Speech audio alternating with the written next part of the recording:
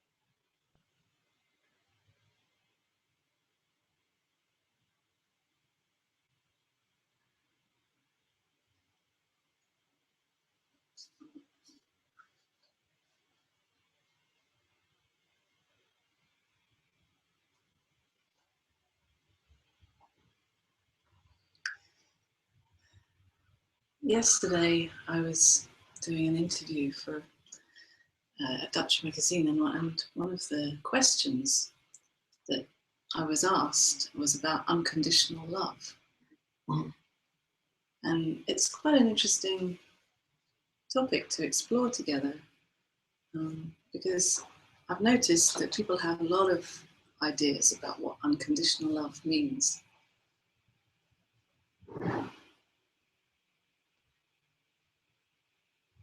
As if it's a certain kind of feeling, as if it's a certain state that we can reach, a certain experience. As if we can be a certain kind of unconditionally loving person, like a saint, always good and nice and kind, happy, open.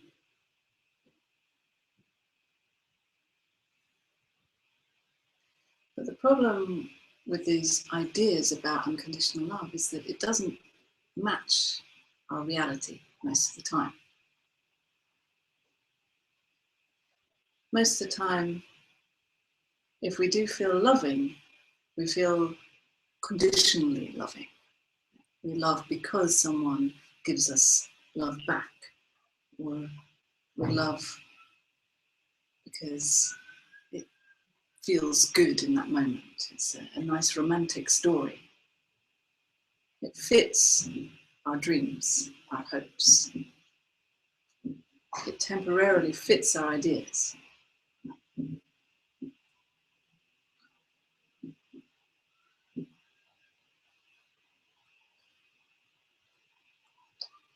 The thinking will always have a condition.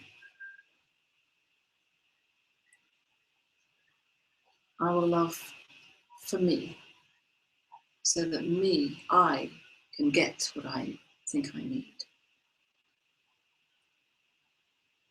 And this imaginary state of unconditional love that we aspire to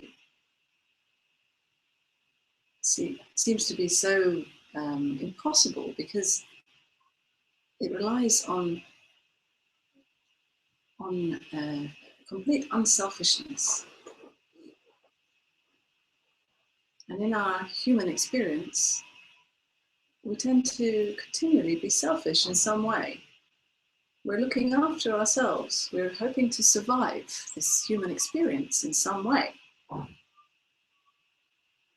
according to our survival mechanisms that we've picked up on the way.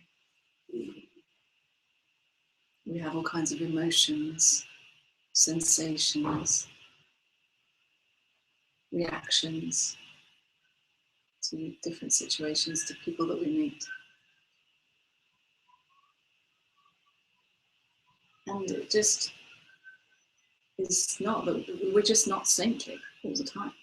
Maybe occasionally we can be a bit saintly. But most of the time we're just not. We're human. We're ordinary. We have ordinary sensations, messy sensations and emotions. Because we are human. We're not these superhuman saints that we're trying to become according to our ideas. And I'm interested in meeting reality, not trying to become what we'd like to be, not hoping and dreaming, but actually acknowledging where we're at, the reality of what is. And in that acknowledgement, there can be a great relaxation. Just acknowledging, well, this is what is. This is how it is right now, in this experience. Nothing to change, nothing to fix, nothing to become. And actually acknowledging that this is it as it is. The way I see it, that is unconditional love, really. Meeting whatever is really here, just the way it is. Unconditionally.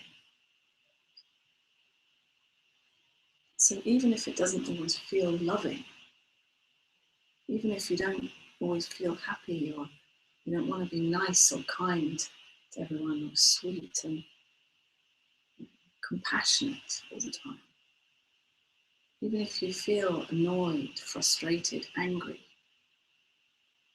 resentful, hateful, that is also included in unconditional love. Because it is what is. It is what is here. If this is what's here now, then this is included already, without you needing to try to include it, without you needing to change anything, without you needing to change the experience of unhappy, unloving, uncompassionate to compassionate and loving, according to your ideas.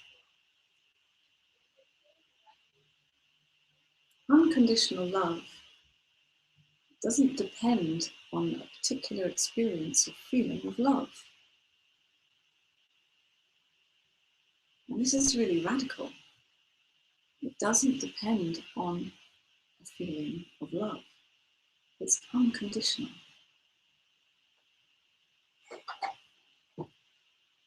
We don't even know what unconditional love means because we have so many ideas about things. But when it really doesn't depend on anything, it must include the experience just the way it is. So it's not any particular feeling at all, or any particular experience.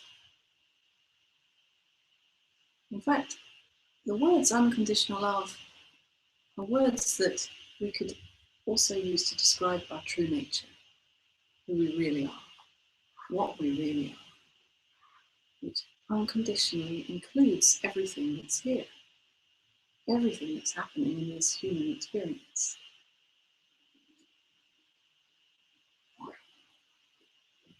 Aware of it all. Often we use the word awareness for our true nature, or consciousness, life itself, aware of whatever is here. And often on this spiritual path, we try to become more aware or more conscious, in the same way as we try to become more unconditionally loving, all based on these misconceptions about our true nature, about our thinking, and how our thinking has, how we imagine that thinking can have some power to try to become more other than what we are already. As if the thinking can know how it should be.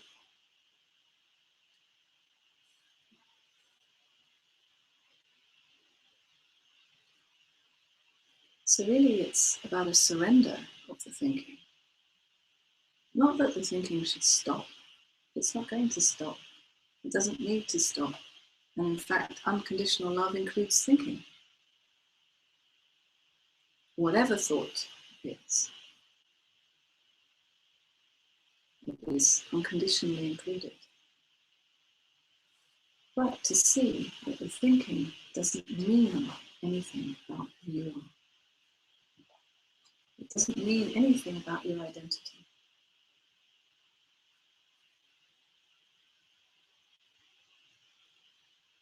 So if you feel annoyed or angry one day, and your thinking comes in saying, I shouldn't feel like this, I should be more unconditionally loving, then I would be a better person.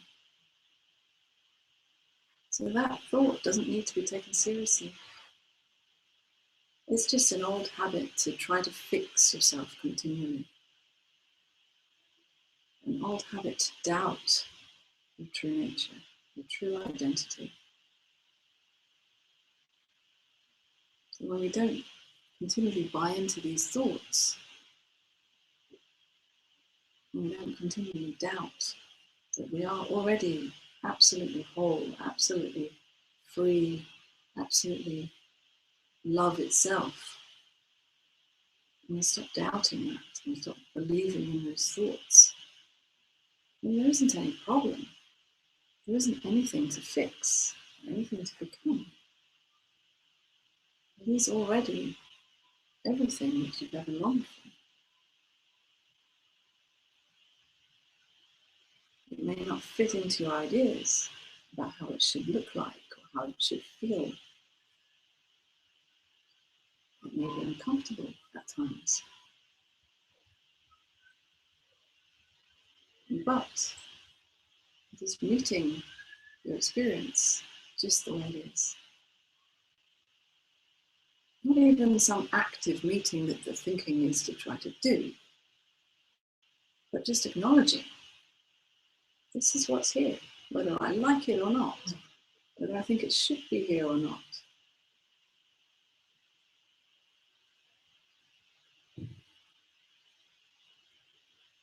And in this acknowledging what's here, there's a great relaxation and freedom to just be as you are. And it sounds very simple, but so often we're overlooking this very simple truth. We're trying to fix ourselves continually. We're trying to become better, to achieve some higher goal, spiritual goal or any other goal.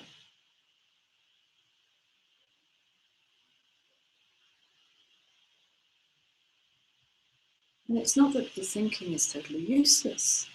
In the practical world, in your daily life, thinking can be very useful.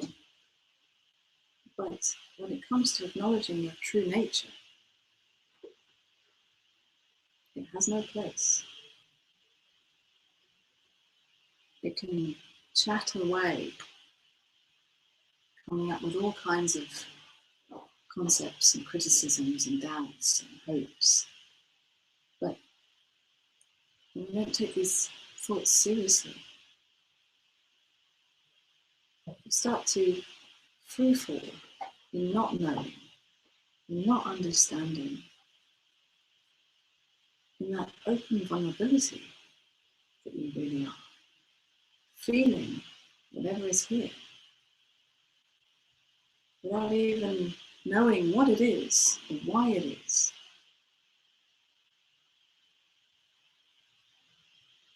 Just an openness to whatever is here.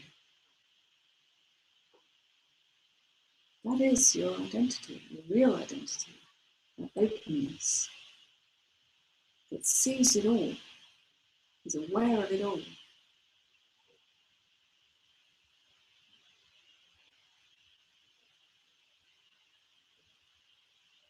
Doesn't need to change any of it. Doesn't have an opinion about any of it. Doesn't have a preference for it to be nice and happy.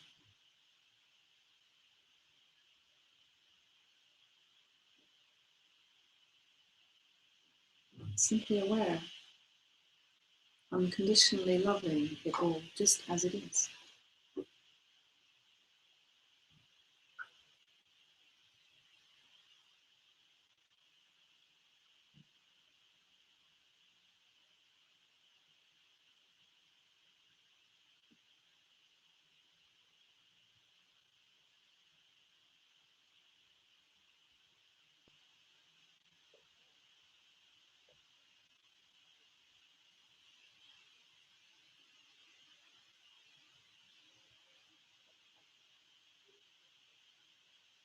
So I invite you to question everything.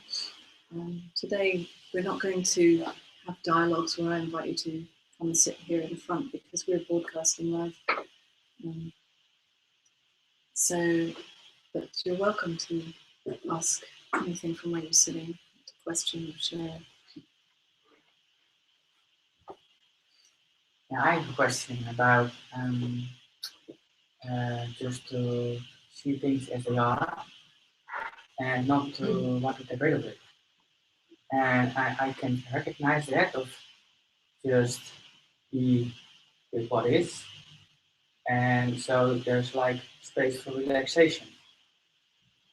But you also say like, well, these meetings are for thought. Mm-hmm. And sometimes when you have like a label on yourself, you are like to explore it. So in that way you are thinking about it. You're looking like what's behind the label. So but you couldn't also say like, well, just feel it, feel the label. So how do these two things relate to each other? Because you might say like, okay, just relax, or just like be what is. You could also say like, well, let's look at what's behind the label. What is the truth of it?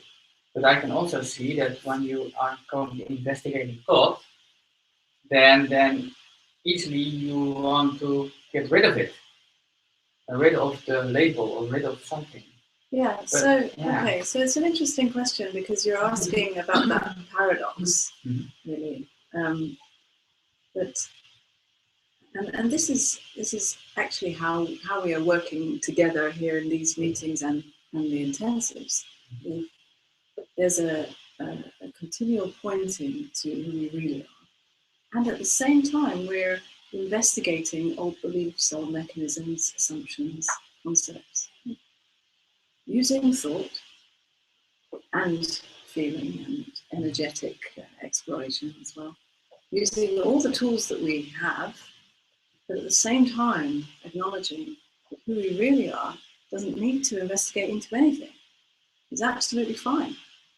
Doesn't need to be any more than it is, or any more free, or any more clear than it is already.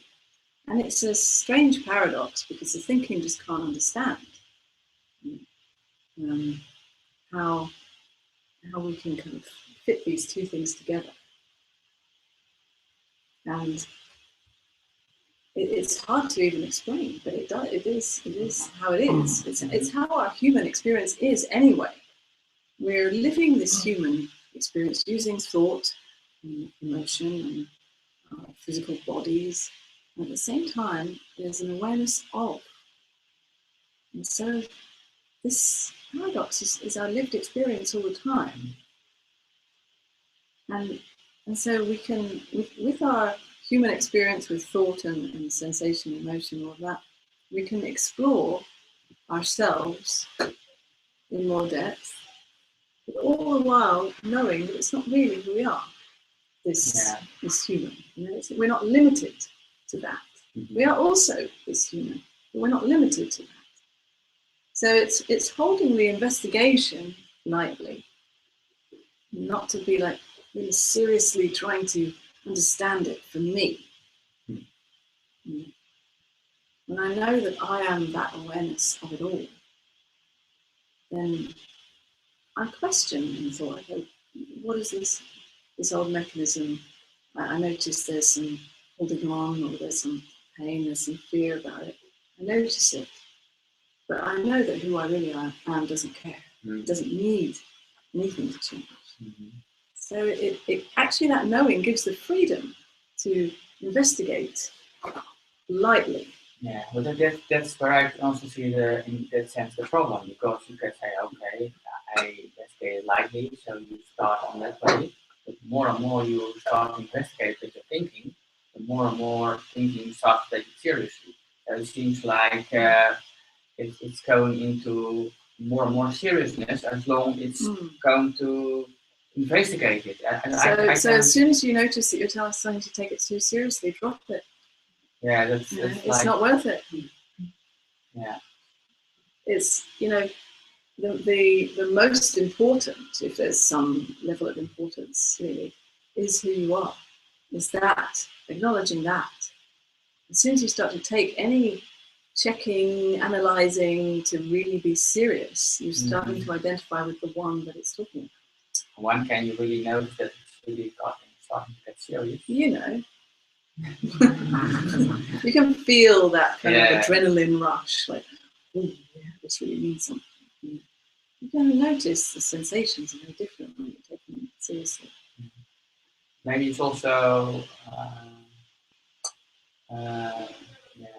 attached to what the seriousness of the problem is. It seems to be, because if it's light, it's not really burdening you, then you can keep the thing in light. But when it's really physical, really painful because of some label, then you feel more inclined to investigate it.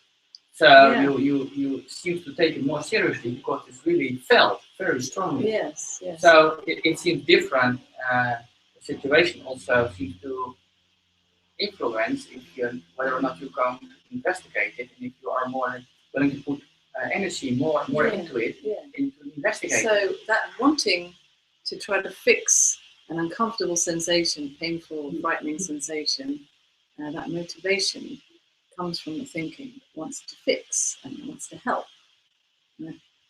But still, the real relief from any painful sensation is acknowledging who you are. It's not that the pain goes away, but the extra layer of seriousness around it, which actually makes it more painful, that you relax. When you just look at it and say, well, okay, I don't know why this pain is here. I'm willing to feel it. It's here, but I don't understand it. Because that extra trying to figure it out doesn't help anything. It's actually trying to run from the pain. And that's the motivation, to try not to feel. So, in fact, that's the clarity that you want to really be investigating that. That to see that I'm trying to understand this so that I don't have to feel it. And that's really the truth often in those kinds of investigations.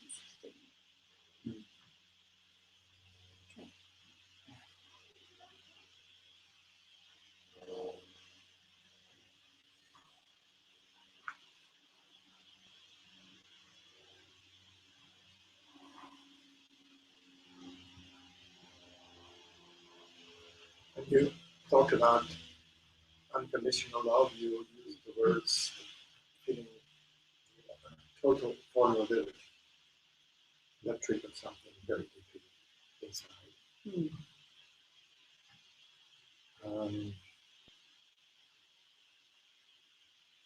Because all my life, or all our lives we're trying to figure out what we are.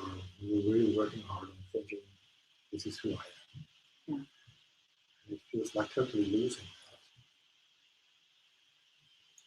that. There's some fear or resistance inside. It's expressing itself and feeling very vulnerable.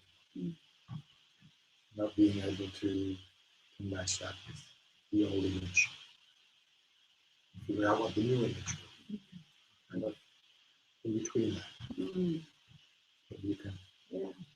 Well, the new image would be a new image in thought again. But there's no image. There is no new image. No, I know, but the imaginary new image that perhaps thought is waiting for when I have a new one to replace the old.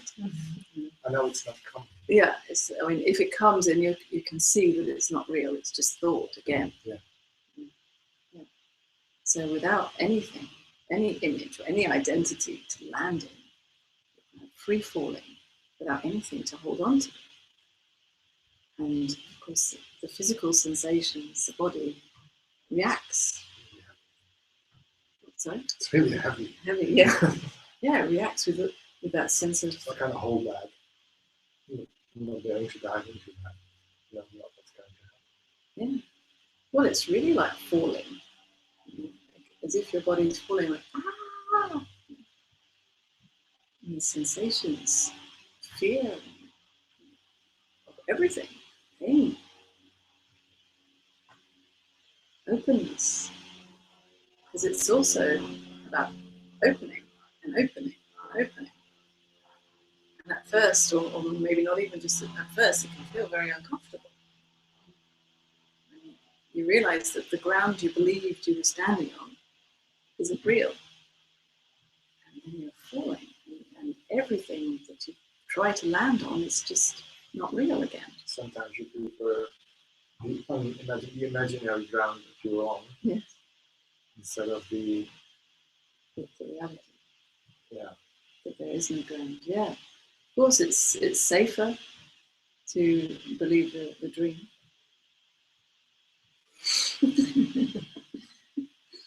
Yeah. But somehow there's a love of what is real, what is true. And that's what's brought you here today. That's what really deeply motivates you, that longing for what is true and real. So at any time you find yourself landing in a safe dream again, eventually, somehow, something will happen in your life that will shake it up again. And you'll see again that you're falling. And more this can happen. And more you can start to see that this free falling, never landing, is safe in a way. It's not the safety that thought imagines, but it's the only real safety, to keep falling and never landing. Because any landing place can't be trusted, can't be relied on. The real. It feels more like being on a bungee jump cord. Yeah. Falling down, you pull back again. Yeah. Falling down again. Yeah. I like the analogy of you're falling off a cliff and you reach to grasp hold of a branch that is attached. You think is attached to the side of the cliff. You're like, oh, okay, now I'm safe. I'm holding to this branch. Then you look a bit more closely and you see that the branch was never attached to anything. You've been falling all the time. Yeah. Just holding on to this. Falling. Yeah.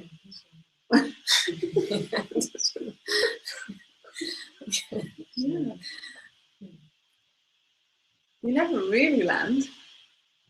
That's the joke. You're never really safe in that way, in terms of thought. What thought believes it can control. We build houses with walls, we build, we get insurance for the future, and we try to protect and save and build up security so that we'll be safe, so that we can control the chaos. to eventually keep seeing that actually there's no safety, there's no security, and there's no control. And it's a big disappointment for the thinking that wants to keep everything under control. A disappointment in one way, but in another way, a lot of freedom. Terrifying maybe at times, because sometimes too much freedom is terrifying. It's like a prisoner who's been in prison for years, longs to be free, but when the jailer opens the door, it's like, ooh, it's too much, too free out there. It's scary. Not daring to take a step. Yeah. But somehow that love of life, love of truth, that passion for what is real, means that you do take a step out of the jail into freedom. And as you take a step out, you feel it all. You feel the wind on your face, and you feel life touching you. Sometimes I feel like I need somebody to kick me in the ass. There you go. Well, that's why you're Push here. me over the side. That's what we're doing here, isn't it? Yeah, I mean that's the beauty of these kinds of meetings, that we're acknowledging the truth of who we are, and there's a resonating, there's a kind of a kick up the arse in a way. You can't. I mean, you could sit at the back and just disappear in the corner, but it's not so easy here. You find yourself sitting at the front and asking this question. The love of what is true forces you almost to free fall. Yeah. When that longing for truth, for the reality of life, becomes in a way too painful to not acknowledge, then you just have to. There's no choice. I know that certainly in my past experience with that, it was the living as if I was trying to be someone and trying to pretend to know stuff. It was just too painful. I couldn't play the game, and that longing for some kind of acknowledgement of what was true was burning a hole in me. It's just so painful and on fire. It just couldn't be ignored. And that was the greatest motivation, greater than any intellectual or conceptual goal, any idea of what I should or shouldn't achieve in this life. Just fire for the truth. In my experience with holding these meetings, that anything less than that fire for the truth is just dancing on the surface, playing with words, playing a game, an intellectual game. And I encourage you and I invite you to dive in, to risk everything, to lose everything. Because what's the point of living otherwise? You live like a fake kind of pretense, trying to be someone. The truth is, you're not anyone. You may as well acknowledge that. You may as well live that. It does seem to require a lot of courage to acknowledge it openly, to acknowledge this vulnerability that you really are openly.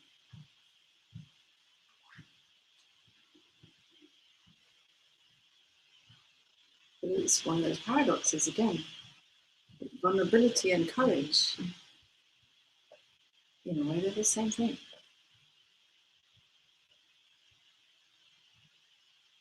Courage to feel, courage to acknowledge, well, this is what's here. whether it fits my ideas or not, whether it fits anyone else's ideas or not.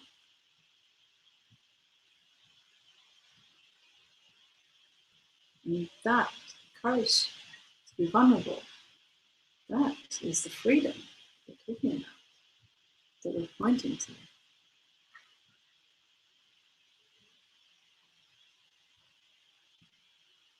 So don't settle for anything less.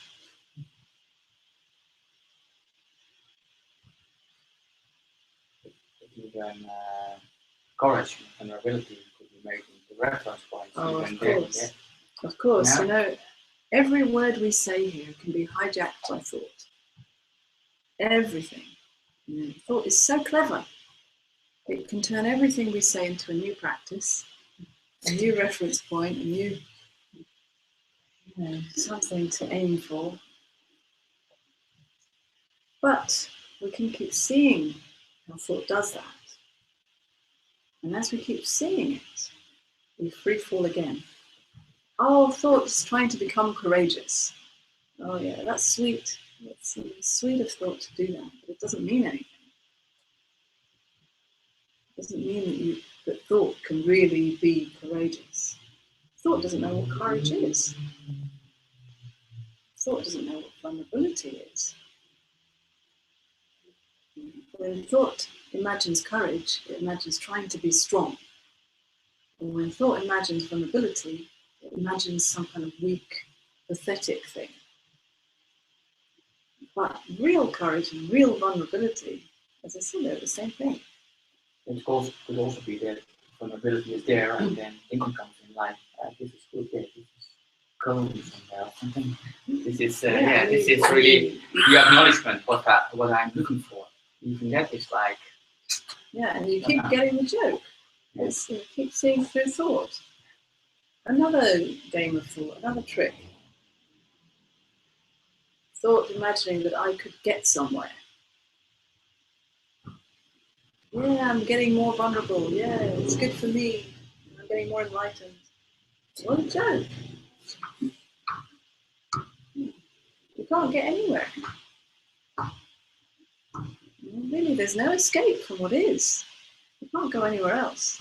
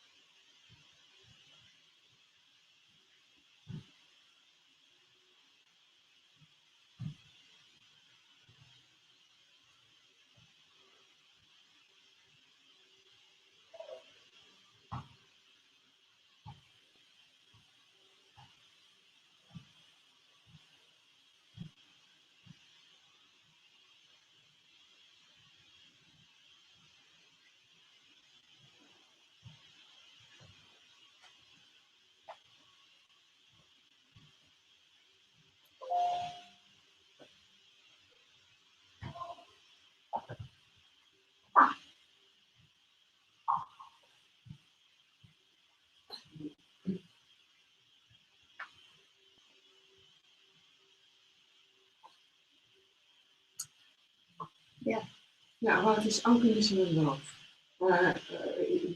In tradition, I'd say how I want it to be. This is love from the heart. Language is no language, and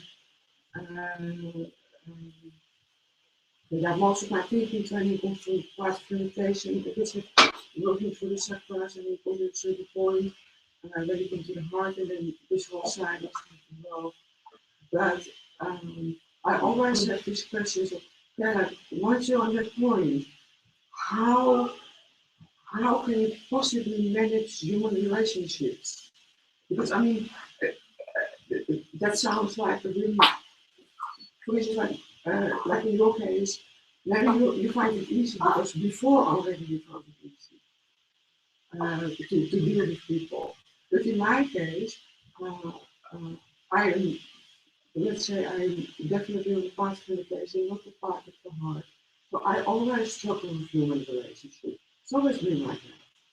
So I'm just wondering in your case, uh, is it like like an extra training after you get your clarity that you have to relearn again to be with human relationships? Is there something you want to say about that, maybe? Yeah. It's kind of, certainly in my experience, a separate thing. Yeah, I understand. It can be, you can get a lot of clarity through human relationships, of course. And in my experience, I got a lot of clarity through relationships as well. But the recognition of who you really are, waking up to your true nature, you can be the most dysfunctional kind of person and still recognize who you really are. You can not know how to interact with anybody and still know the truth of who you are. Because the truth of who you are is that is aware of however you are interacting with anyone. And it's possible that before you recognize that people do therapy or go through different relationships that bring more clarity, that a lot of clarity can come before you recognize. But once you recognize your true nature, you also know that you don't need to fix your relationships. You don't need to be perfectly able to relate.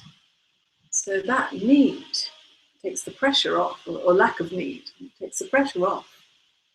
And without there being so much pressure, actually, it seems that you take your relationships a little bit more lightly and they work out a little bit better. Okay. Yeah.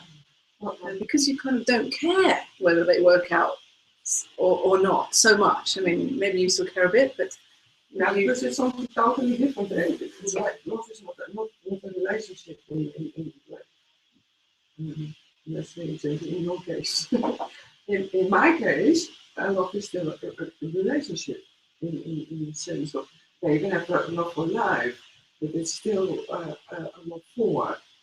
And like being this love, as you explained, that then you don't have to have skills.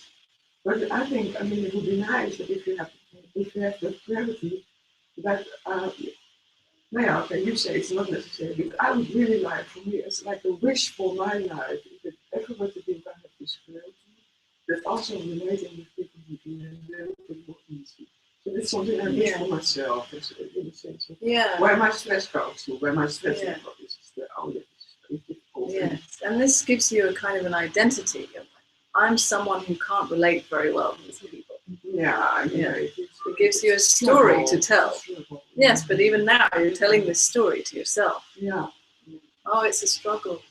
That story is you're reinforcing this identity again and again. The more you tell me or yourself or anybody else, and every time you interact with anybody, that story comes in again. Oh, look, I can't relate to people. Look, this is more proof of this identity. I'm someone who can't relate very well with people.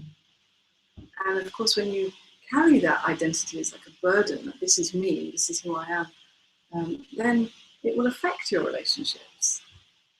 If you believe that you are someone who can't relate to other people very well, then you won't relate to other people very well because you're trying to be that identity. Your experience will fit it, and it will keep reinforcing itself. So, you know, it's also about questioning, well, do you enjoy having that identity? Does it give you something? Especially the opportunity to find ways to kind of like train myself and create, do a lot of body work in that sense to have a little bit more juice, a little bit more physical energy, because I'm happier and easier going than when I don't do it, and I'm physically more down. So Well, it helps me to be a little bit more joyful. no, maybe you misunderstood. Maybe you Mhm. misunderstood my question. Mhm. I'm asking you whether having that identity of I'm someone who can't relate to people, whether that identity gives you something. Do you understand? Yeah, it gives me something. It gives me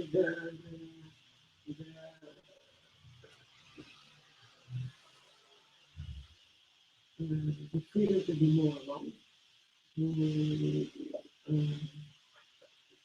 not be too negative about the relationship, just choose to have a little distance from the people. Yes, if you believe that you can't relate to other people, well then it gives you a nice story, a nice reason to be alone and to feel lonely and to even long to be with other people.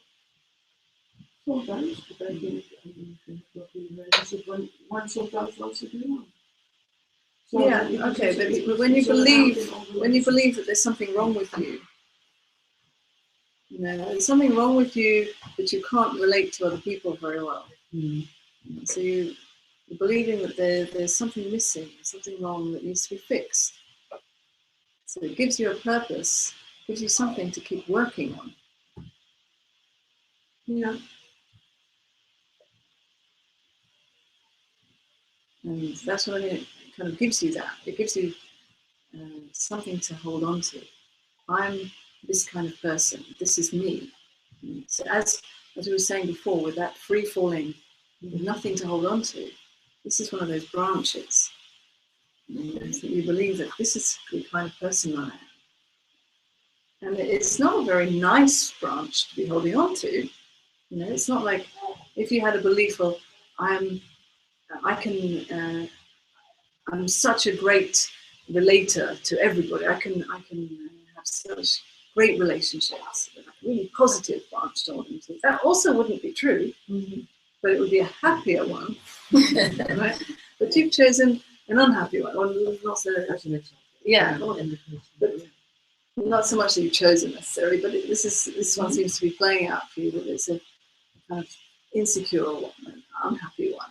There's something wrong with me. I can't relate very well with people, so I need to work on myself.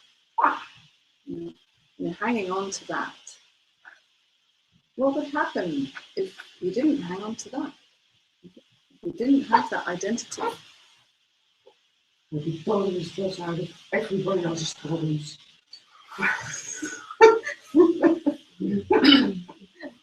Well, maybe you don't know what it would be like. That's good. Yeah. Pretty idea. Yeah, well, the idea can bring up some fear. Mm-hmm.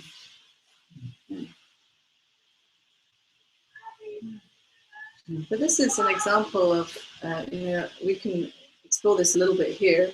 This is an example of something that we could perhaps explore in more depth in a longer weekend or one of my longer intensives. Because when we have these beliefs about ourselves, often there's like a fundamental belief in me, and then there's these other beliefs that come off that.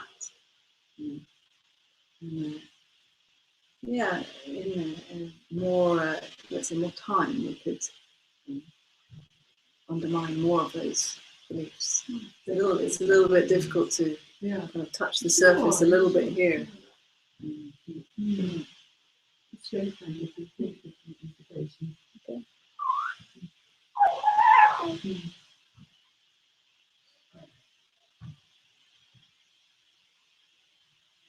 The difficulty with seeing that you have in a way, unconsciously choosing a certain branch to hold on to.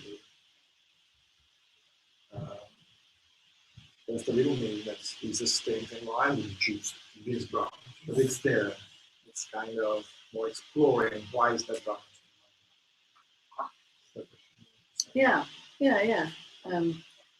Find out wherever the branch.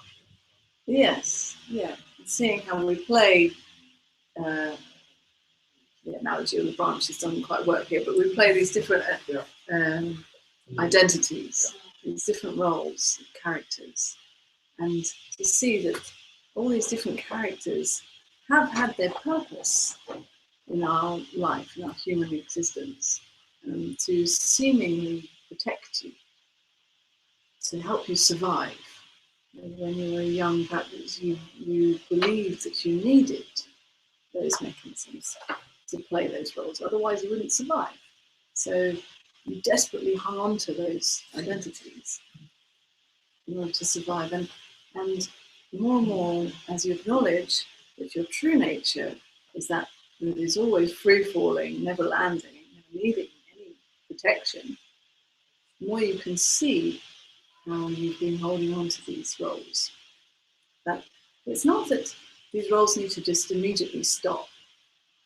They can still play out, but as you identify with who you really are rather than who you think you are, more and more, it seems to be a kind of process that happens over time, more and more, that there's more kind of distance from these mechanisms, more seeing them as kind of old friends. Yeah, I recognize that. I laugh about some branches. Yeah.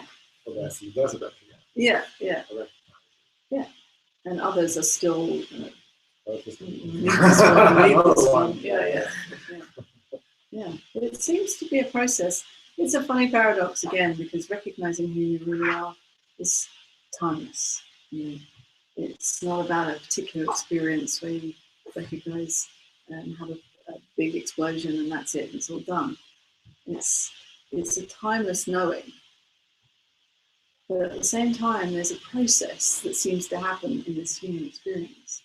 And more is seen through, more branches are let go of.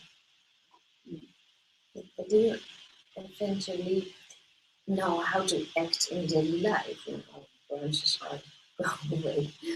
Well, there doesn't need to be a point where all the branches have gone away. See, that's the way the thinking imagines that one day all the branches will be gone and life will be perfect and we'll just be floating on a cloud every day. Yeah, it doesn't have to be like that. It can be very messy and lots of mechanisms playing out, or anything, emotions, sensations. It can be as it is.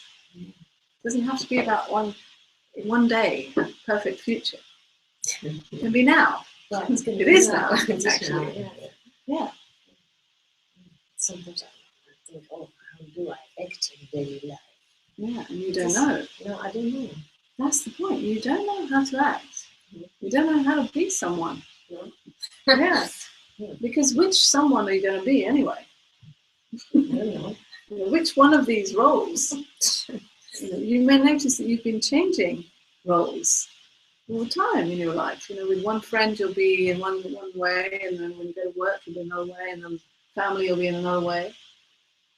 All these different roles, these characters are coming and going in you. And you don't know which one is right. No. And acknowledging that is the freedom. Mm. It's kind of touching that longing to find the authentic role, the real one. But there isn't a real one. That's a nice one. I will tell her when there's a real role. Yeah, that's the thing though. Often on the spiritual path, we're searching for our authentic self, trying to be real, trying to find the real me.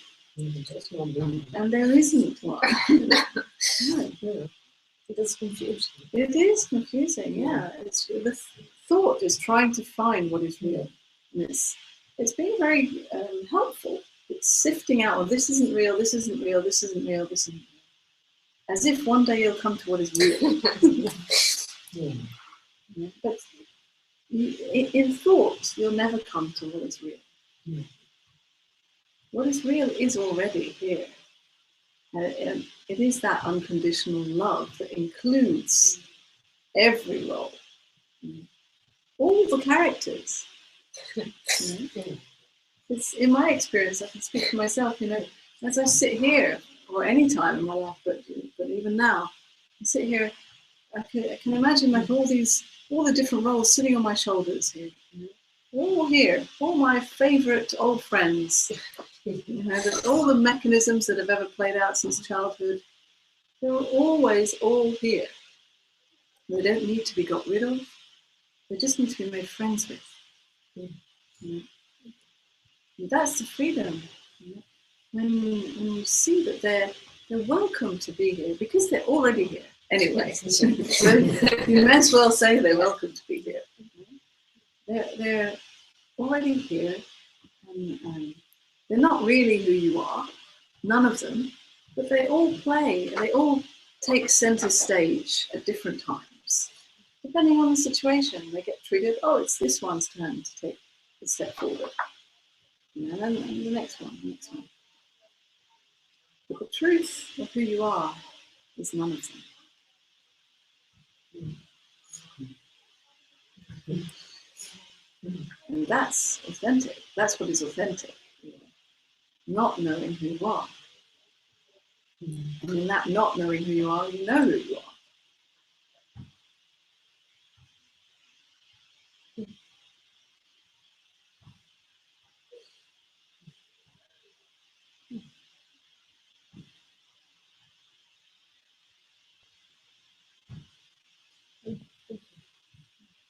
Thank you.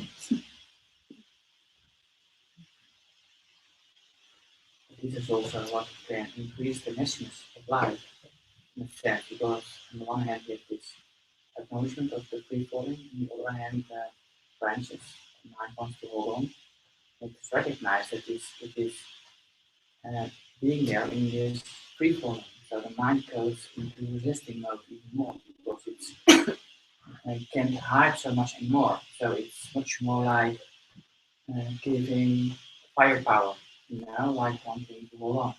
So it can even increase the messiness and then the tension and whatever is there in life, and you never know if it will stop or not. In that sense. Yeah. Well, the more the mechanisms of the thinking are being seen through, the more they'll want to hold on. The more uncomfortable sensations will be felt, because these mechanisms are often protecting from feeling the discomfort, feeling the pain or the fear. And once we start to see through these mechanisms, we're left with the raw sensation. Just feeling that. And yeah, it's uncomfortable sometimes. But before, when you were just blindly believing in those thought mechanisms, and you didn't feel the pain in such a raw way, there was a kind of armor that was covering and protecting. And seeing through thought, these mechanisms, the armor is dissolving, which is uncomfortable, but at the same time is more and more openness, which is what we really long for. It's the crumbling, the cracking of our armor and our protection. Leaves us naked. And it can be like a painful openness. Yeah, it's like heartbreak. When you lose someone that you love and care for, there's a feeling of heartbreak.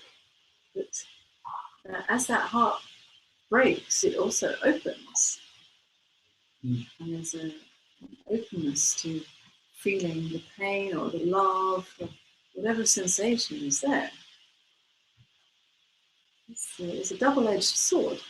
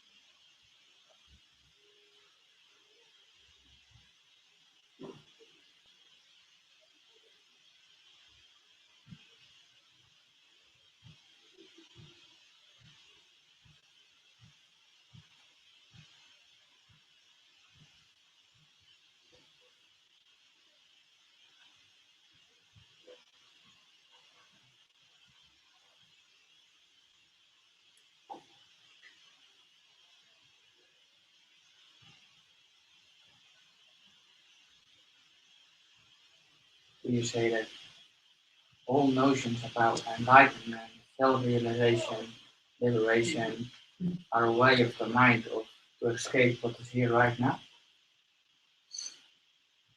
As notions, as thoughts, as hopes, then yes. Really, we don't know what those words mean. No. It's the reality. We just don't know. We've read a lot about them, we've heard a lot about them, maybe. But in our own direct experience, all we know is this right now. Anything else is just some concept, a dream, a hope. And these ideas, these concepts often reinforce this idea that there's something wrong with me right now. I'm not there yet. I haven't got it yet. And it keeps us on the treadmill, chasing, waiting, hoping. Gives perspective. It seems to give perspective of like life will be someday can be great. Like these teachers tell me. Yeah, in other words, it's not great right now. Yeah, exactly. Yeah. Because, as they say, there's still the suffering because you've been there in me or believes in me, and once you have lost these beliefs, then things will be great because then there's not these ways thinking anymore. Yeah, and then when you recognize your true nature, you expect everything to be great, and then you're disappointed. Yeah. When ordinary life goes on. Yeah. So it's easier to throw out all these concepts and then just discover life for yourself, alone. You don't need to rely on the pathway set by other people. Yeah. Because it really feels that you're alone in this because I thought I could stand on people like in a tradition who had gone this path before, like I could lean on them because they paved the way for me, you know. And now you say like, well, it's only here, what is here now and your experience. So you're alone in this. You have no reference point. The role of a teacher, can be to point yourself back to who you are. And that's what's happening in these meetings. There's a pointing back to you, to your own authority, to know how it is in your own reality. Now, when I say your own, I mean the only reality that there is, life itself. And when you go to a teacher, in a way you're using the teacher to point to yourself, to point back to yourself. Yeah. Yeah, but it gives you the idea that they have seen something that I've missed. Yeah, well, the nature of the thinking is that it will always put the authority on someone else, somewhere else, outside of me. They've got it, I haven't got it. They know, I don't know. One day, if I'm lucky, if I work hard enough, if grace touches me, then maybe I'll get it. But I have to work really hard, and it's not going to be easy. So it's more like they don't know, and neither do I. Yeah. I mean, of course, a teacher or someone who can, let's say, have more and more clarity, that can highlight the clarity that's in you. But it's not that the authority is in their hands. Because we often put a teacher or someone up on a pedestal, and when we do that, we put ourselves right down. But it really takes courage to meet a teacher as yourself. You meet yourself. That's really what this message is, these meeting intensives are all about. Meeting yourself. Not putting me or any other teacher up on some pedestal. That's certainly not what I'm teaching here. I'm not saying that I know something that you don't. Actually, it's all just pointing to what you are already.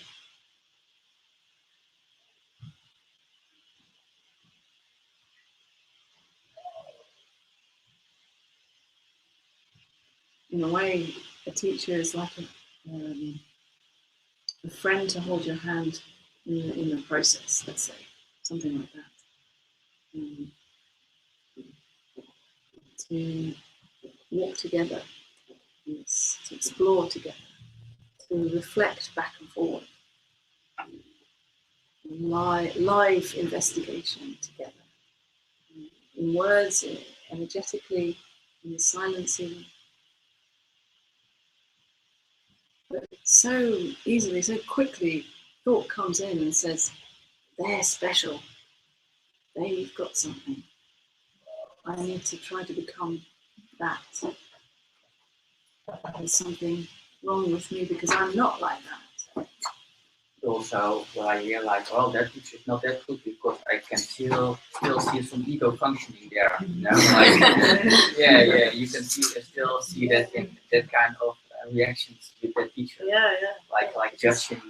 Yeah, because from that standpoint, we have a lot of ideas about how our ideal teacher should be, our role models, how they should look like, how saintly they should be.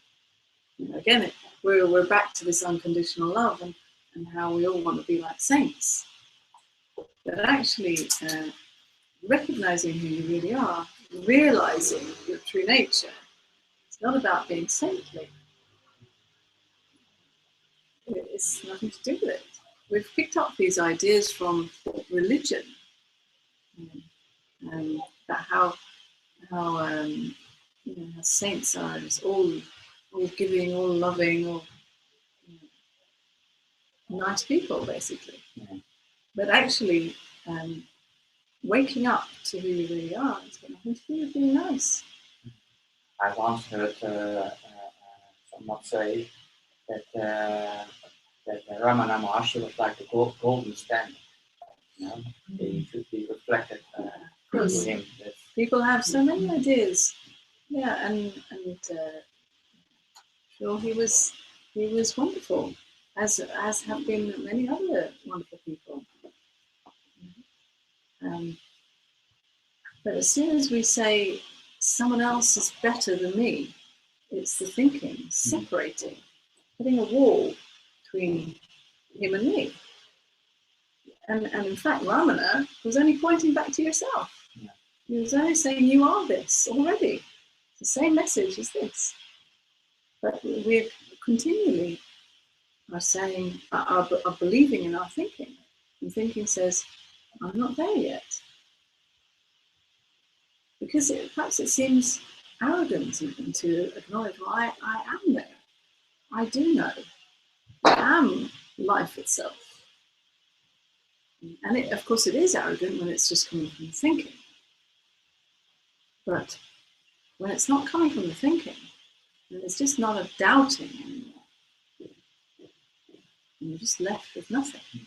What a not a new position of where I am or who I am. Not a new identity of, look at me, I'm so enlightened now. But just not any identity. I don't know who I am. It seems like totally humble. Yeah, it is. It's totally humble, but it doesn't have to look humble. You know, we have ideas about what humble should look like. But it is, it's losing everything. But we don't know what that looks like. Because it's losing that idea too.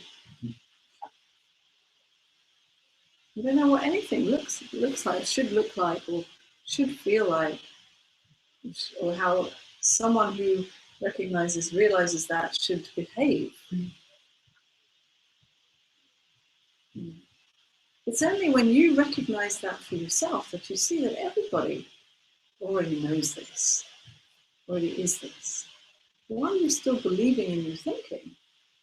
You're believing in these walls that separate me from the other. So then you'll continually believe that there's some people who've got it and some people who haven't got it. And recognizing who you are, you see that everybody's got it. Everyone is it. There's no separation. There's no levels. The levels are only in thinking.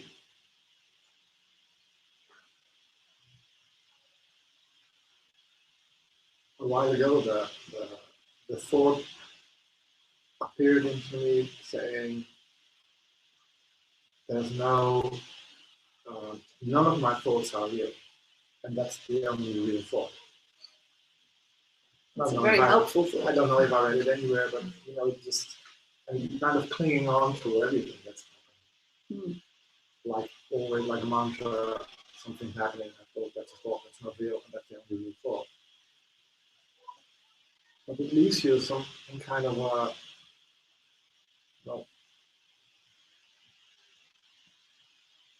that there's nothing to rely on. Yes. Yes. You've been relying on thought for most of your life. And without relying on thought, you have nothing to rely on. That is the nature of life, that there is nothing to rely on. That's that free fall again. There's no branch to hold on to. There it is again. There it is again. There's no escape from it. There is no free fall. Yeah. Nothing to rely on. But just back to what you were saying about that, the thought, the helpful thought that says that there's no real thought. Is that what you said? Yeah. No reality. No reality of thought. Yeah. That is kind of like a practice in a way. It's one thought being used as a way of dealing with the other thoughts. And it's a very useful thought and a helpful thought, but at some point, even that thought needs to be thrown out. Like any practice, a practice can be very useful to a point, but eventually the practice itself has to be thrown out. Like meditation or like whatever. It has its purpose, but at some point you start to rely on the practice itself and start to need it.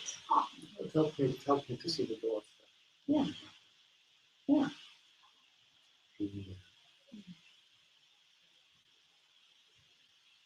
And eventually you see that you don't need any help. And that was the door. Yes. But you're beyond help, in fact.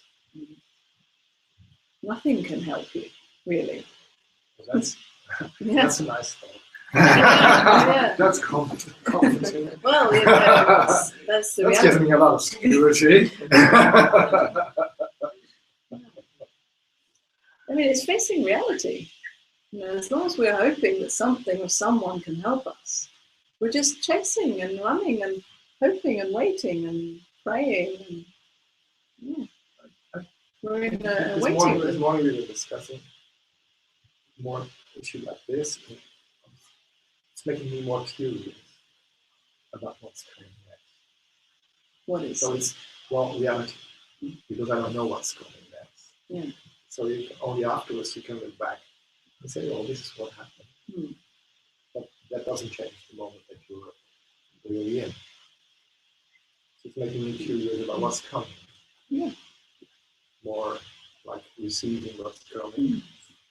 Kind of in wonder. What could be coming? What's next? Yeah.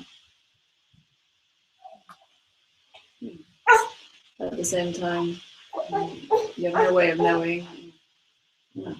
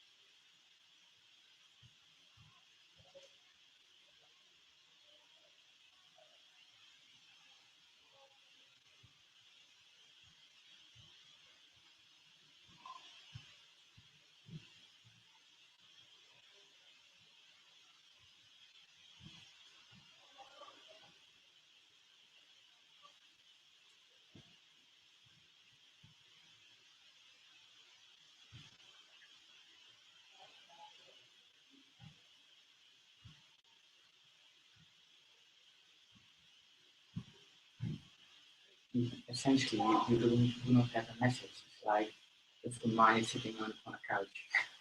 Yeah, well, I have nothing in particular to teach, really. I mean, although, call myself a teacher maybe, or a teaching, but it's really only because I have nothing else to call it. Yeah. It's just, sitting here. This is what is right now. Actually, there's nothing to say, really. And yet somehow we say a lot. It's mainly because the thinking has all kinds of misconceptions. That's why we hold these meetings also for undermining thought, undermining these misconceptions. And at the same time, there's an energetic pointing to who we are that happens simultaneously.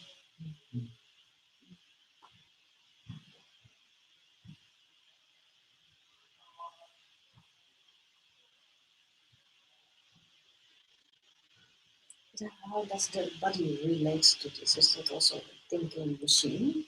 Or sometimes I think it's also a thinking machine. Machine with reflections. Yeah. Well, the physical bodies, physical sensations go together with the thinking. And it's very hard to separate them out. They seem to respond. So you're asking how sometimes you can get your mind quiet or something. When your mind is quiet. And you feel sensations in your body. Yeah. And maybe there are also the same structure as thinking. I don't know.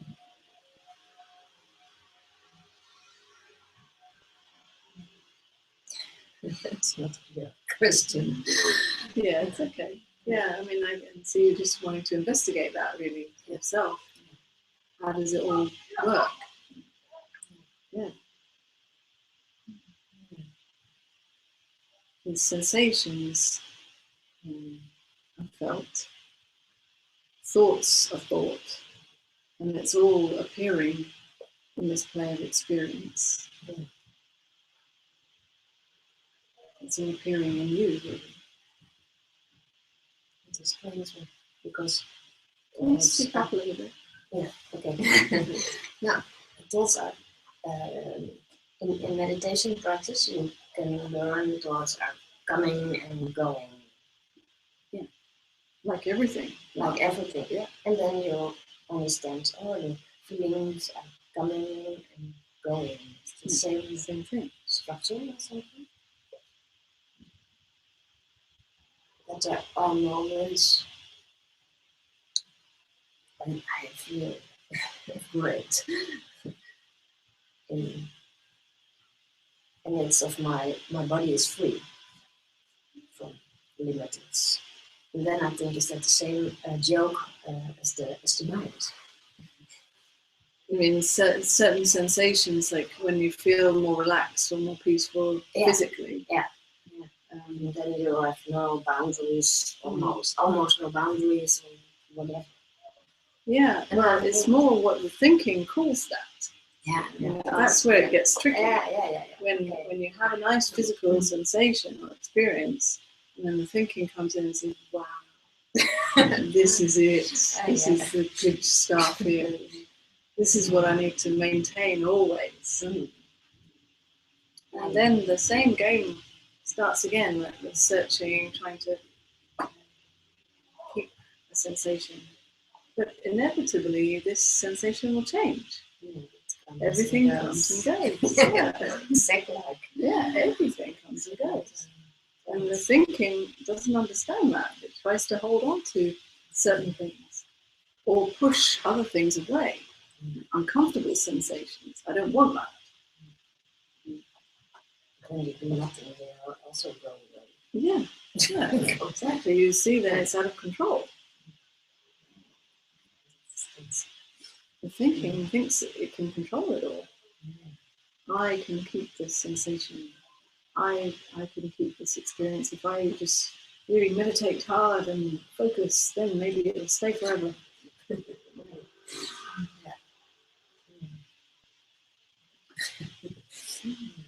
Yeah, and then you're very disappointed when it goes. You have this high and then you have a crash. Yeah.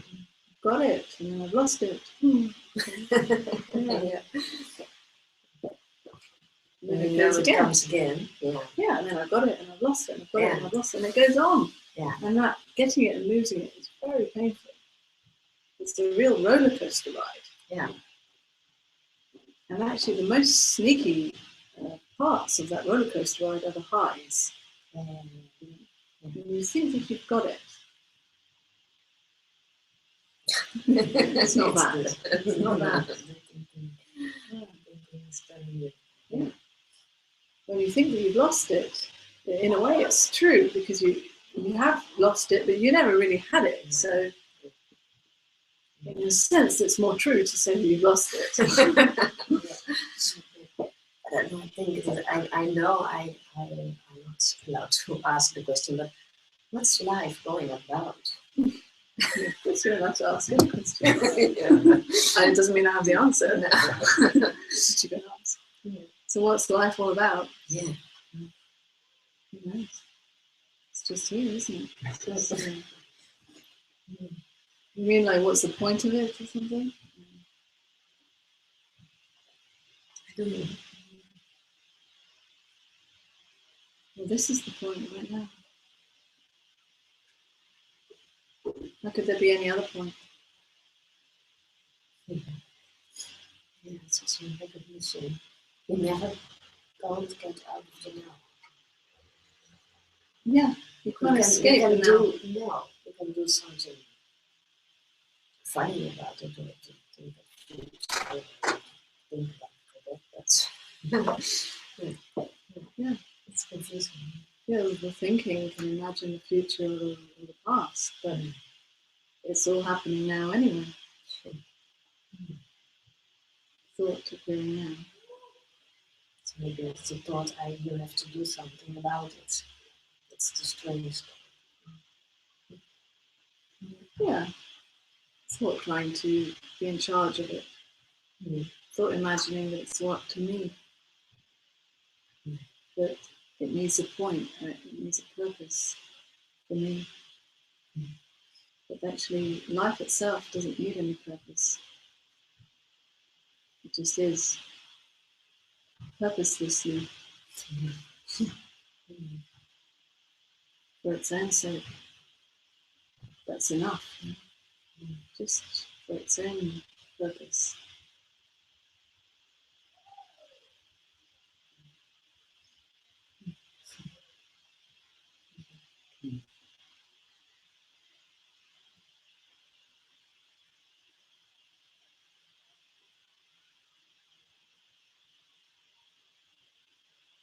You never have any interest in comparing yourself with other teachers, like they're using that angle and that teacher using that angle, because you say essentially because I have nothing to teach yourself.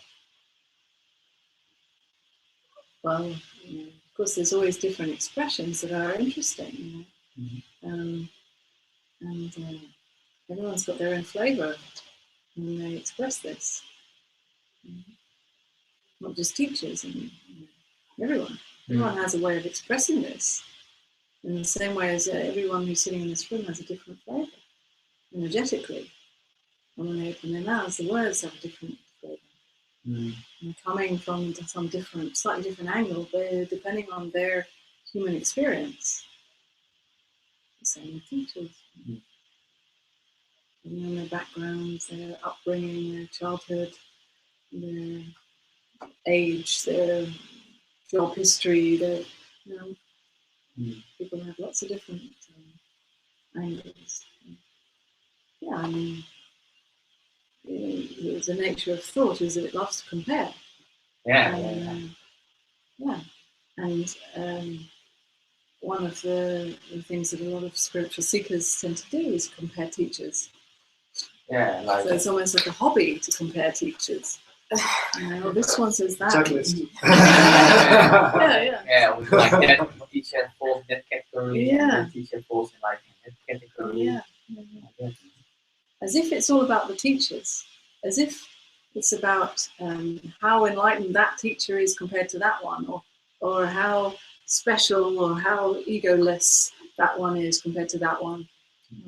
But all of that comparing teachers is just overlooking the point. It's not about the teachers, it's about you. That was, for me, that was certainly, on my search, that was clear, that part. I was never really interested in comparing teachers because I was so wanting to find myself. And if a teacher did help to point me back to myself, I was very grateful to them, but I knew it was never really about them. It was only ever about me.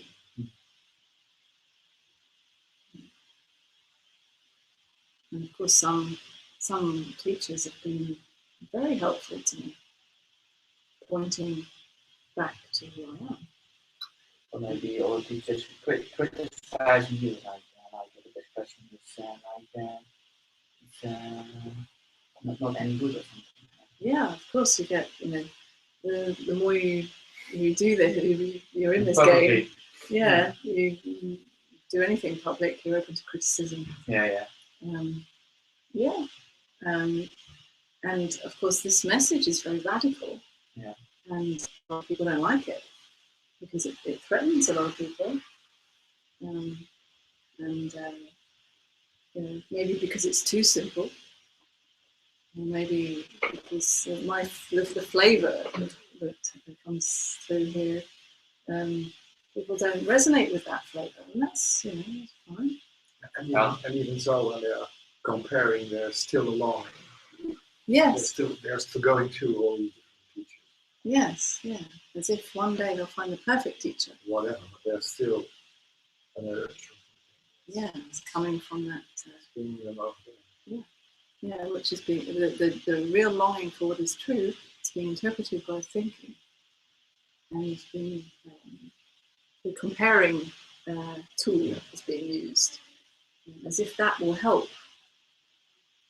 Sometimes when I visited a teacher or a retreat or whatever, afterwards you can hear other people that also were there explaining or whatever, saying, well, this is better or not better. intellectually it leaves me confused because then I have to been to a different meaning or something, because it always means something to be here for whatever you Yeah. confuse you a lot. Yeah, people hear this in different ways. And it's amazing actually how people interpret and There's so many different messages all pointing to the same yeah. overall message. Absolutely. People have different ways of pointing, but also people have different ways of hearing. I often find that someone will ask me a question saying, "You said blah blah blah blah blah," using language that I would never use, or saying something that I would never say. But somehow they've heard that.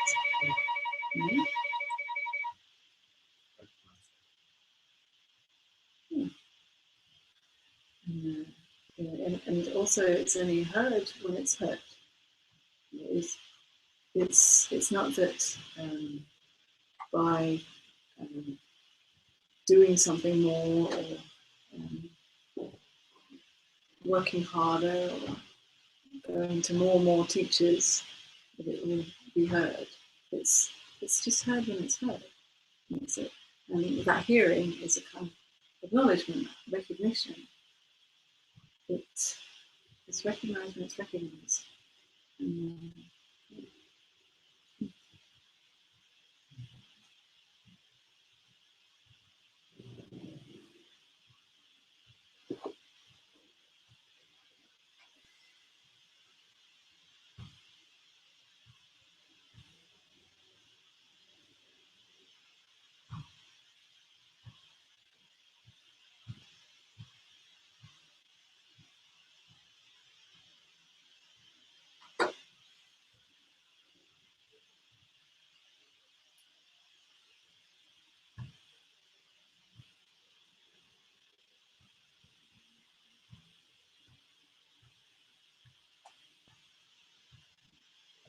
But because you are like so radical in your message, usually means that you have quite small groups and people attending.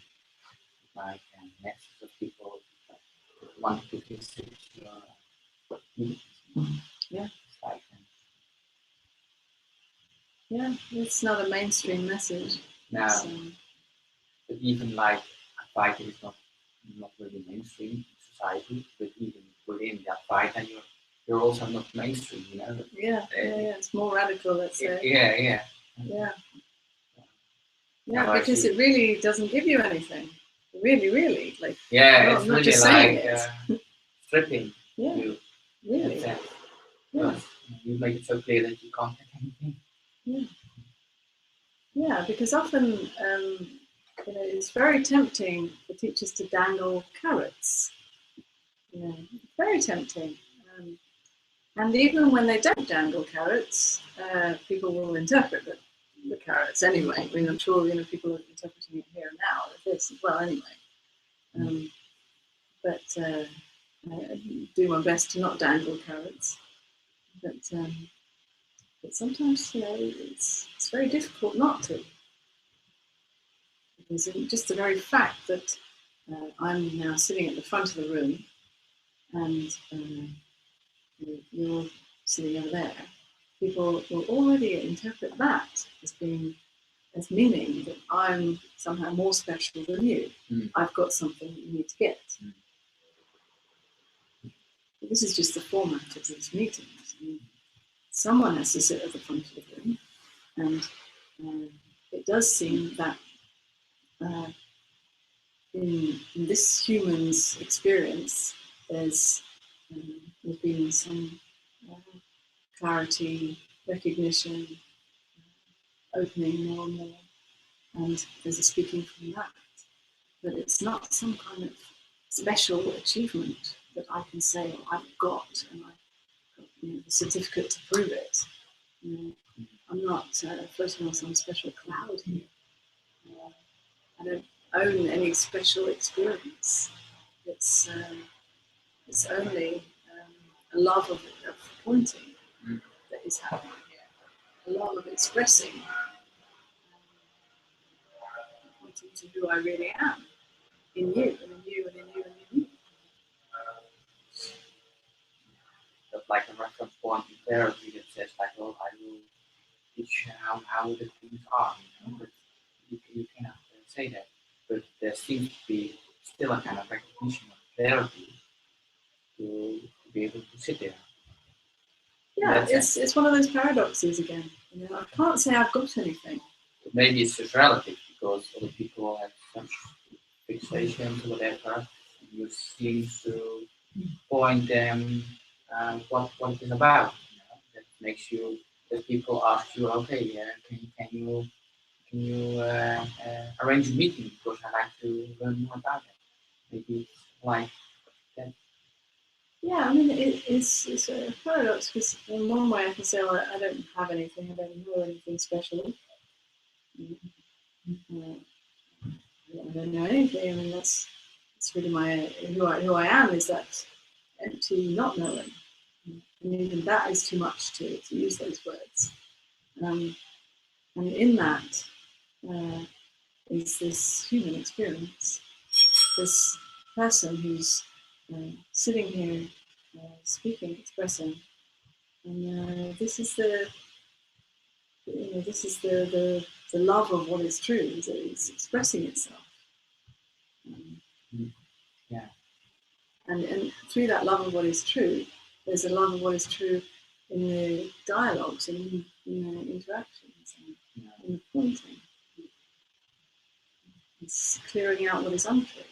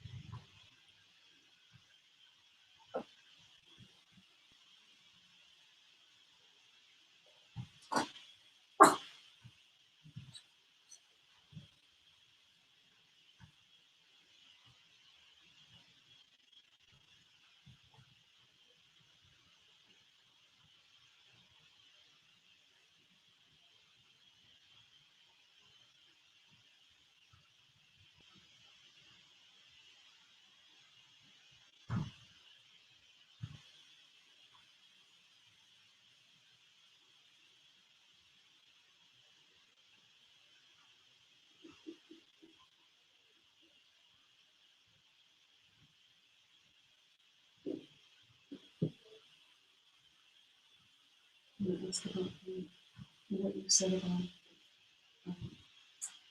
something about in a relationship. If I can speak up, if when you look for something about relationship, then you can relax.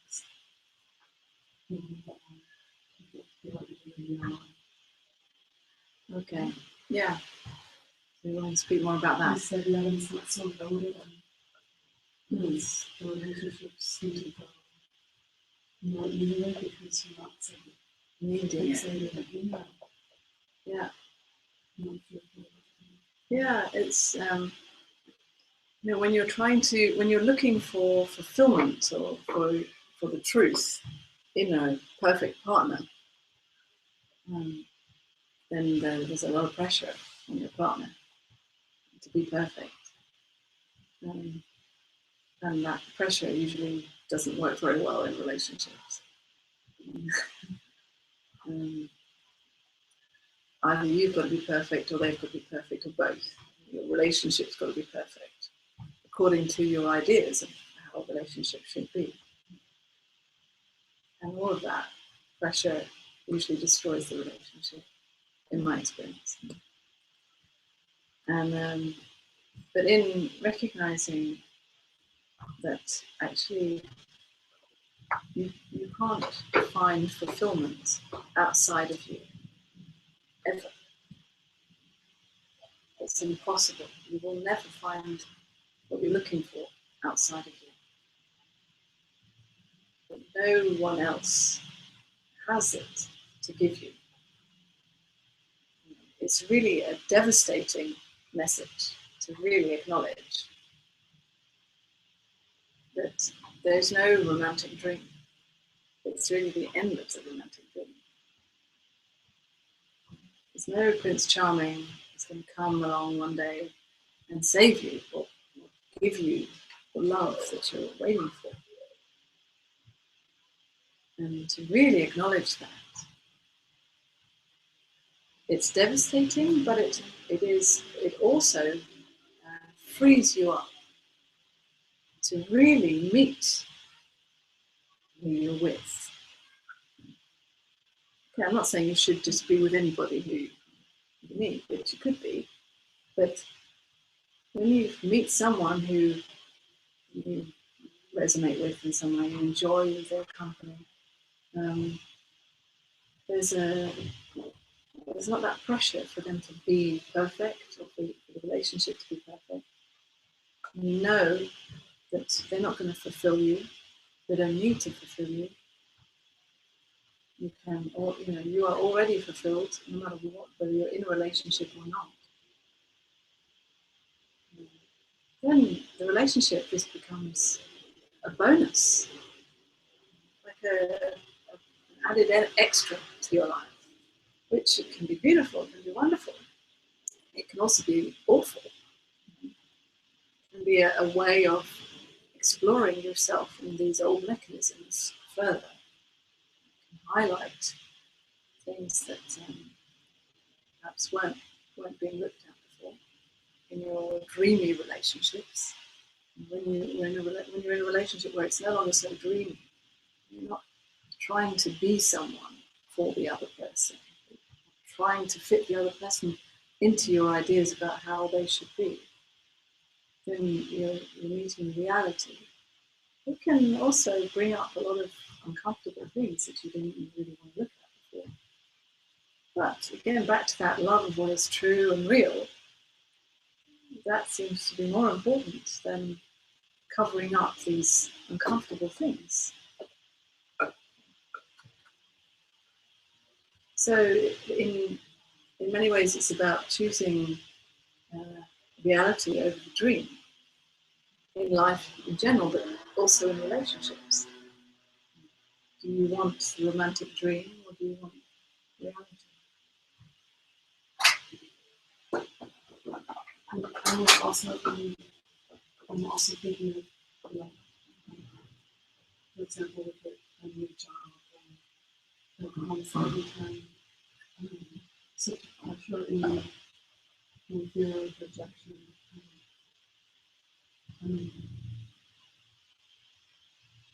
It feels, I can tell it's easier when I'm still,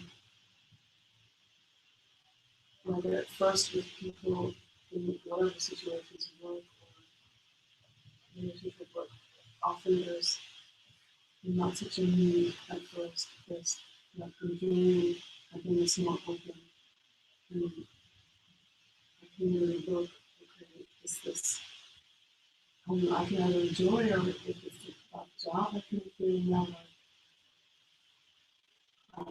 like, this doesn't have to happen. We will look at this factor. Yeah, it's the same when I start to feel like more deeper in, and it's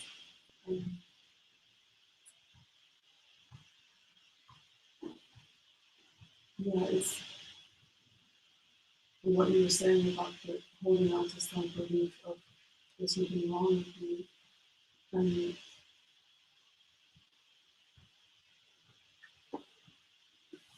yeah, it's like, okay, what if I don't find the one that's right for me? I guess it's Yeah, I mean, what I was saying about relationships applies to any relationship, whether it's friendship or work relationships.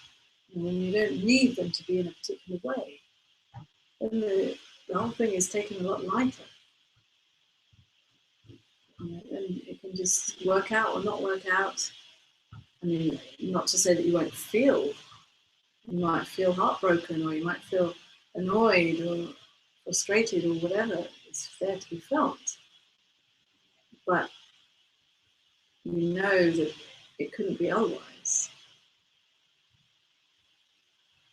There's no control over it. There's not the pressure to make it that makes it mean something about you.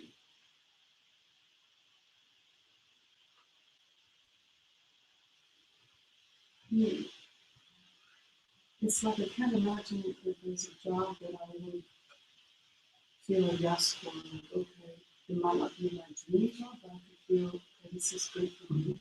And then I can't imagine not having this every time, this feel that I get too stressed. I mean, about nothing. But just in the interaction, just in the, and then when I go away, it's so nice. Okay, I can, yeah, I can breathe again. Yeah. It's funny, I mean, when I come here, I sit here, and then I start to relax more and more. And not really like I could fall asleep, but really, and then my mind goes, yeah, but don't be so passive. You have to, while you're here, you have to bring your questions. Don't fall asleep. Yeah, well, it's that kind of paradox again of like, there's this pointing, which happens also energetically in these meetings, that can bring such a relaxation that you feel like sleeping. It feels like such a let go. But on the other hand, also it's true that thinking is kind of in a way right to say, well, don't be passive, ask your questions, because this is an opportunity to explore. But on the other hand, saying that some of these more in-depth things, like what you were bringing up about feeling stressed about work situations, we can only touch on lightly here, superficially in a way, because we haven't got the time, and it's not really the most intimate situation. But this is another example of how we could bring that to a longer intensive, where we could really get into something like that and explore that in more depth. But I just don't want to open up these things now. It kind of leaves you open, and then when you walk out the door the next minute, it's just kind of opened it a little bit. And doesn't really leave you very much. So I invite you to come to something longer.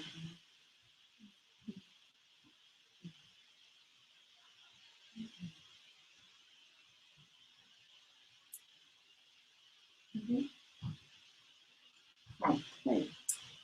I would like you to ask, you could something with me. Okay. Wonderful house. I have money. It's a true gift.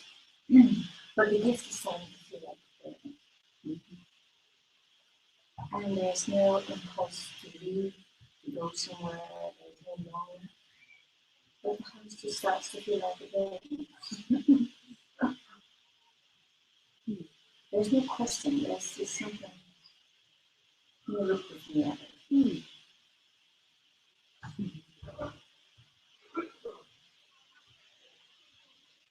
In what way does it represent a burden? As if it doesn't serve me anymore. is to like clean it, buy things for it, then what we do in the house. No, we don't have that interest.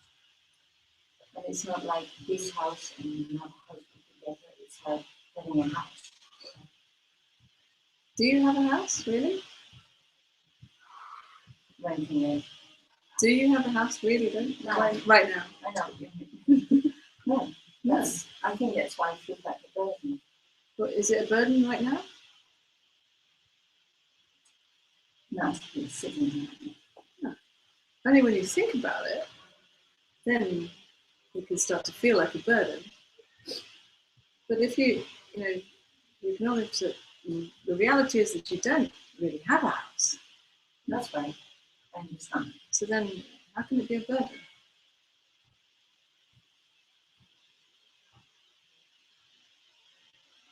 It's all in how you think about it, really.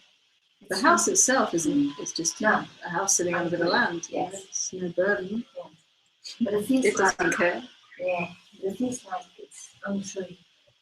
Going back, paying the rent, keeping it. I know what you're saying. Untrue in what way? Somebody's holding me back. That's what I was How trying can a house hold you back? How can anything hold you back? to. But how can a house hold you back? Yeah. That's interesting. Somehow it's been given enough power to represent a burden and something that could hold you back. Does it really have that power? Of course not. No. I'm not suggesting you should keep it or not keep it. In the end, it's more about investigating what this, why it feels like a burden.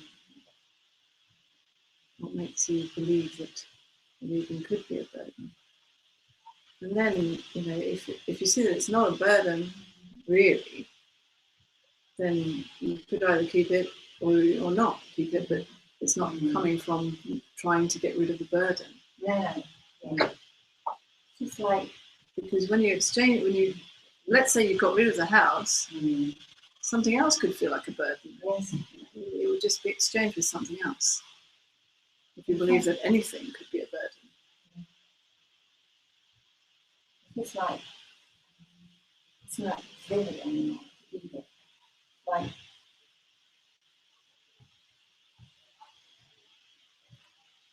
it's like going, living there, and it's just like, I'm not doing it. Maybe it's very simple. Maybe it's just time to go somewhere else, to do something else. If I had that intention or urge or idea where there's nothing in front of me that says, we just leave it, and the only option is to get rid of all the stuff and just walk around in the world because there's nothing else. No, maybe that's what you could do. Yeah. But first of all, have a look at why you feel that it's a burden, and how it could be a burden. If this is it's not true anymore to sit there and pay the rent and do it. Well, then if it's not true, then don't do it. See what happens when you don't pay the rent. I'll have a practical problem. Yeah, well, that might give you some motivation to do something else then, when you have that practical problem. Maybe you break it down into really small steps. See what happens when you don't pay the rent, and see what happens next. What that provokes in you. What happens as a result of that. And you'll discover. Sorry? And then you'll discover. Yes.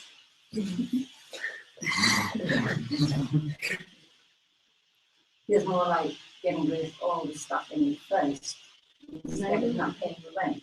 Maybe. Yeah. I can't really tell you what to do next, but yeah, maybe it's time to take a risk in one way or another. That's how it feels.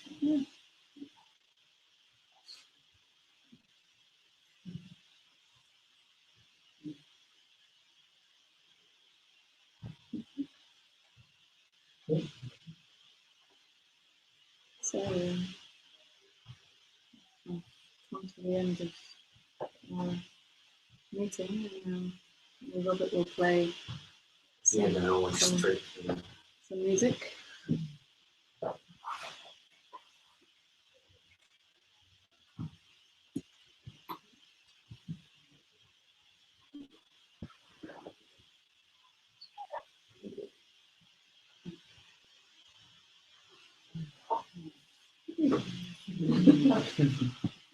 There's little skies live on air.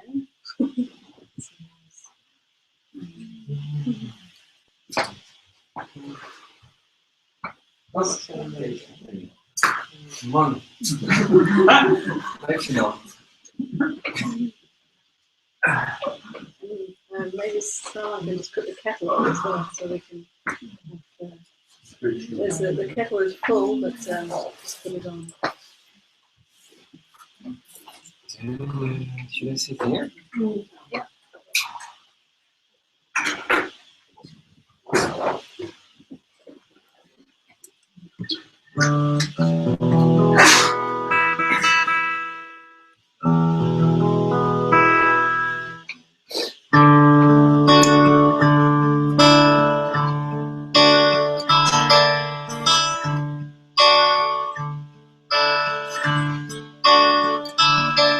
You'll never know. Walking down the street, you see faces you've seen before, and you realize that most of them you'll never know. That's the way it is.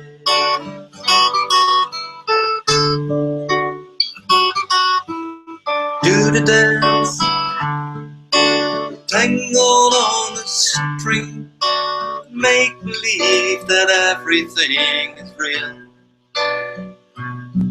You're lost in trance, make a song, dance alone. That's the way it is.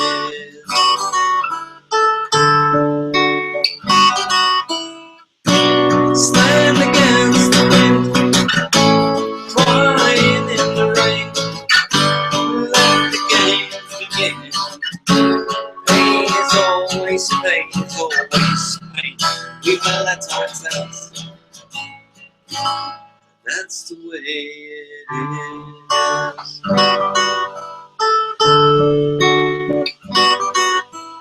You believe that with just one little smile, this whole world can change 1,000 times.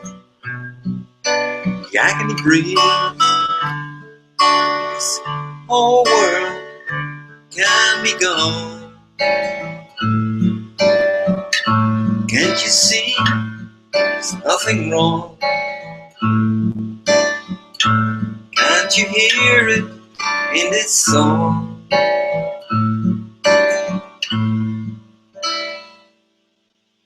Oh, I believe that's the way it is.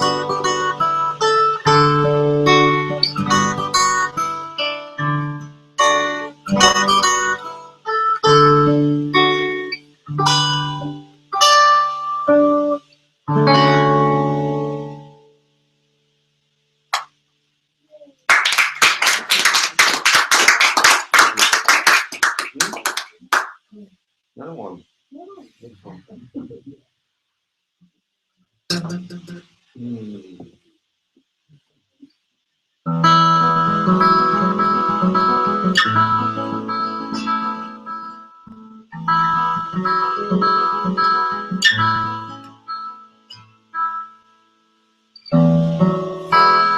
Morning It's too early.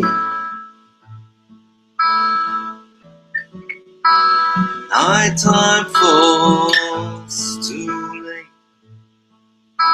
Sometimes all I want to do is wait.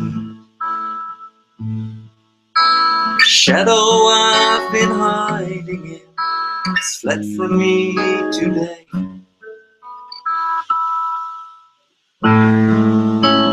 I know it's easier to walk away than look it in the eye.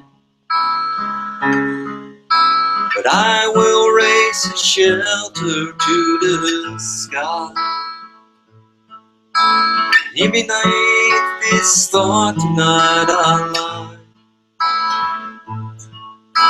She will slowly yield the light as I awaken from the longest night.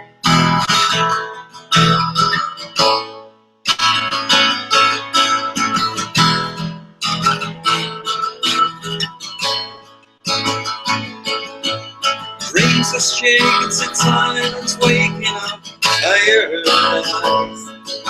With the light of memories all rushed into his head. By a candle stands clear of his heart and soul she dances. She was dancing through the night above his bed. Walking to the window, throws the shutters out against the wall.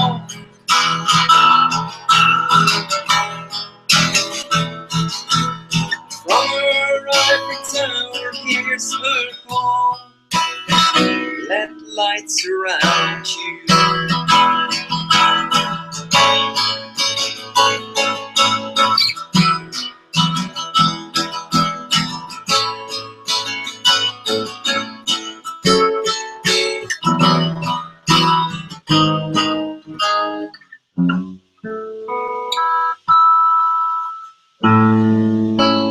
I know it's easier to walk away and look it in the eye. But I have given all that I could take. Now I've only habits left to break. Tonight I'd still be lying here, surrounded in all the light.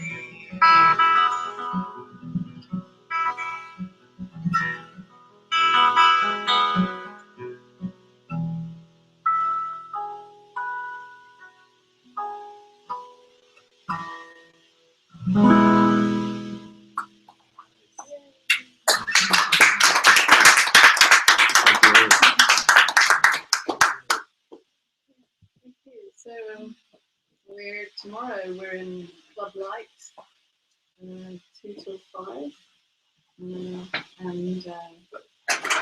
next weekend we're doing a weekend, a dive into life weekend here. So you can sign up for that on the website. And also, there's still places on our 10-day intensive, so I really recommend that you, if you can, join us in one of those, because they are really the time and the opportunity to really dive deeper in this. It's what I love doing best. And we've got one in August in France, and my favourite place in Portugal in October. Yeah. Okay. Thank you. So you're welcome to have some tea and biscuits. Can I stop the broadcast? Yeah. Now, goodbye, everybody. Bye.